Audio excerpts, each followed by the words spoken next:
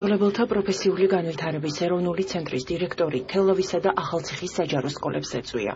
გიორგი მაჩაბელმა პედაგოგებს მასწავლებლის საქმიანობის დაწყების, პროფესიული განვითარებისა და კარიერული წინსვლის გზამკვლევი პირადად გადასცა.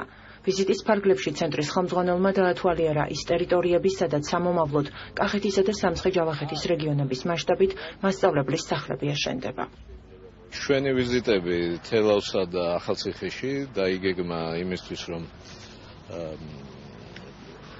გაგვეცნო პედაგოგიური საზოგადოებისთვის ის სიახლეები, რაც დაგეგმილია სქემის პირველივე ეტაპიდანვე, ასევე წარგვედგინა და პრეზენტაცია გაგვეკეთებინა სქემის გზამკვლევის პირველი ნაწილისთვის.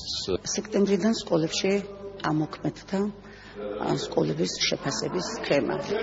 ძალზე მნიშვნელოვანია სქემის ამოქმედება, რადგანაც ეს ხელს შეუწყობს სკოლების თვითშეფასებას და სწავლების ხარისხის ამაღლებას.